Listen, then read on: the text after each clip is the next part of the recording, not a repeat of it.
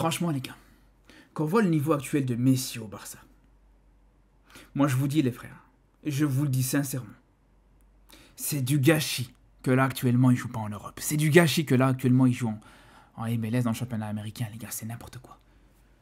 Parce que son niveau actuel, je sais pas si on réalise à quel point il est monstrueux, les gars.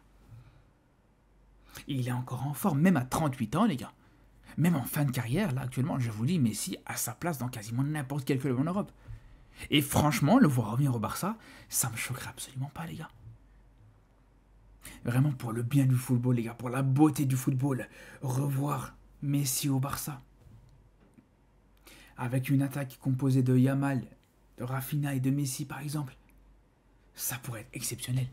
Ça pourrait être incroyable, les gars. Alors, je dis pas qu'il faut le faire revenir, lui donner un statut de leader technique, de titulaire indiscutable. C'est pas ça que... Je pense que c'est surtout pas ça qu'il faut. Non seulement parce que je pense que physiquement, je pense qu'il n'en est pas capable de tenir le rythme du pressing d'Hansi Flick, tout ça.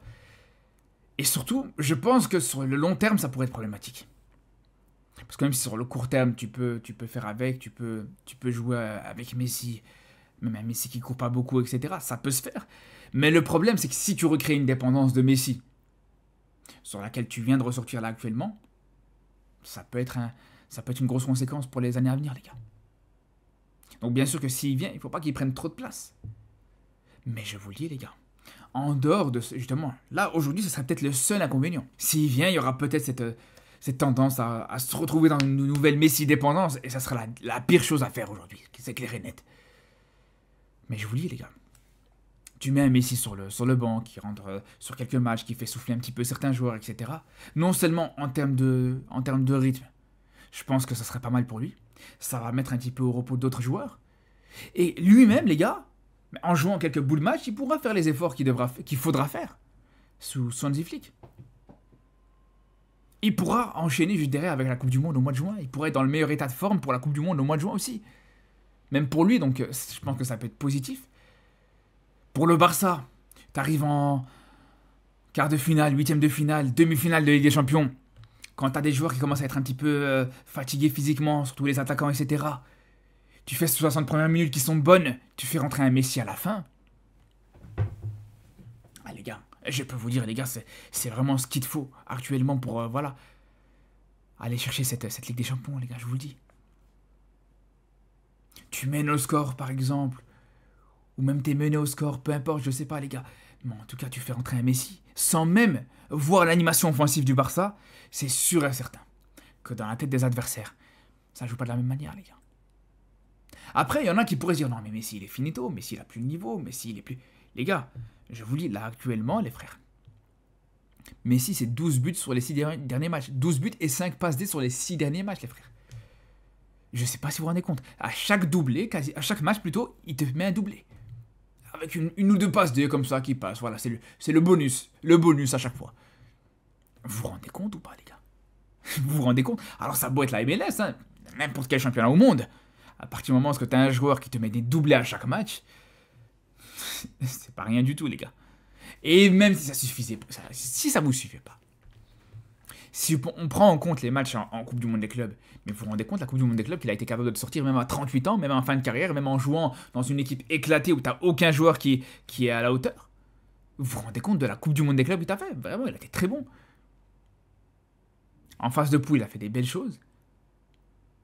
On l'a vu même contre le FC Porto, une équipe européenne, les gars. Donc c'est pour vous dire à quel point il a aujourd'hui sa place en Europe. Une équipe de Porto, faut quand même pas oublier qu'il y a un an d'ici, le Barça a galéré un petit peu contre eux. En dehors de ça, même contre le PSG en huitième de finale, les gars. Alors bien sûr, le score était largement en faveur du PSG, le PSG était supérieur, etc. Mais si on prend individuellement la prestation de Messi, et en tenant compte bien sûr le contexte des limites de ses coéquipiers, les gars, avec un Suarez qui est complètement cramé, avec un Busquets qui fait peine à voir, les gars, ça fait vraiment mal au cœur, moi qui considère Busquets comme un de mes joueurs préférés, les gars, que j'ai pu suivre. Ah, je vous dis, les frères, le fait de le voir comme ça fait mal au cœur. Mais malgré que Messi a ces joueurs-là autour de lui, il n'avait pas été du tout ridicule contre le PSG. Il a fait peur plusieurs fois au PSG. Si t'as un Suarez un peu plus en forme, dans ce match-là, Messi finit le match avec 2 passes D sans que ça soit choquant, les gars. Sans que ça soit choquant du tout, les frères. Donc voilà. En termes de niveau, il est encore présent. Il est encore là. Il n'est pas encore présent. Il est encore à la hauteur. En dehors de ça, les gars. Il y a un autre aspect aussi. C'est bien sûr l'aspect financier. Et quand je dis qu'il faut faire venir Messi, c'est pas forcément sur ce mercato actuel, ça c'est vrai. Mais pourquoi pas sur un prochain mercato et surtout le mercato hivernal, où là, à ce moment-là, Messi pourrait venir libre. Son contrat se termine en janvier 2026. Ce serait le moment de le faire venir, les gars. Son contrat est sur le point de se faire finir, de se terminer plutôt. Tu pourrais le prendre gratuitement. Alors bien sûr, il va demander un petit salaire qu'il faudra mettre. Et je pense que d'ici là, il faudra absolument faire ce tri que tu dois faire depuis très longtemps avec certains joueurs qu'il faudra virer pour que tu sois en ordre au niveau du virage financier. Il faudra aussi que Messi fasse l'effort pour que lui-même puisse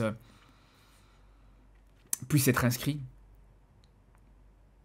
Mais en dehors de ça, les gars, moi je vous le dis, les frères, je pense que c'est une possibilité. Et faire l'effort sur l'aspect financier, que Messi lui-même fasse le sacrifice, je pense qu'il pourrait le faire. Parce que lui-même, bien sûr, les gars, on va pas prouver l'amour que Messi a pour le Barça, ça c'est clair et net.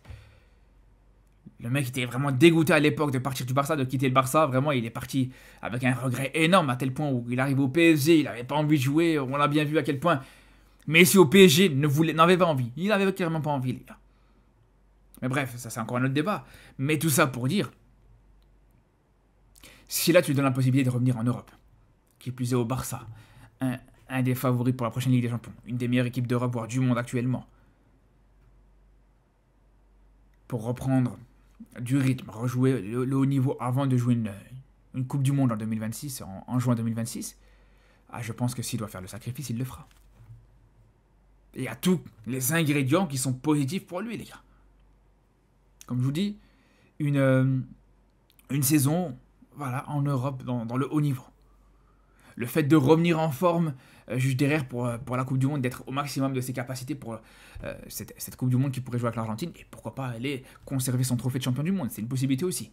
Et troisième chose, les gars, surtout, la possibilité de faire vraiment sa dernière saison à la hauteur pour lui au Barça. Parce que quand on voit non seulement ces dernières saisons, comment elles se sont passées sportivement, comment elles ont été compliquées sur l'aspect sportif, mais quand en plus de ça, quand on voit la manière avec laquelle il part,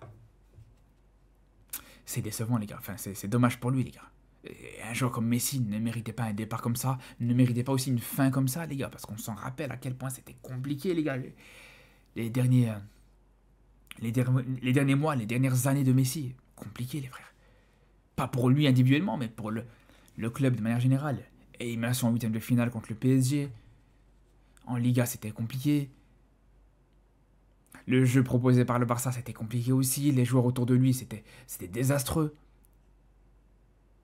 Donc là, terminé, voilà, que la fin de la carrière de Messi soit à un moment où il sera entouré de joueurs comme Rafinha, Pedri de ce niveau-là actuel, qui sera entouré de Yamal surtout. Mais les gars, pour le bien du football, on est obligé de voir ça, les gars. On est obligé de voir ça, les frères. Un duo Yamal-Messi sur le terrain, les gars. Pour le bien du football, et ils peuvent être compatibles. Yamal à droite, Messi dans l'axe, c'est tout à fait envisageable. Les gars, franchement, ce serait vraiment un kiff total, les gars. Je sais que voilà, il y a un côté nostalgie, il y a un côté émotion, il y a un côté romantique aussi, peut-être. Dites-moi ce que vous en pensez. Peut-être que je suis fou, peut-être qu'il y a que moi qui pense ça, les gars, mais est-ce que c'est déconnant? Vraiment, les gars, est-ce que c'est déconnant? Tant que c'est mesuré, tant que, voilà, encore une fois, on ne fait pas de lui le leader du projet, etc., voilà, qu'on dévalorise pas les autres joueurs, et surtout un Yamal pour Messi, moi, je vois pas le problème, les gars. Dites-moi ce que vous en pensez, les gars. J'ai hâte de voir votre avis par rapport à ça. Sur ce, on se dit à très vite pour de nouvelles vidéos sur le Barça, sur le football européen, sur le football africain, comme d'habitude, et surtout ici à la Liga. Prenez soin de vous.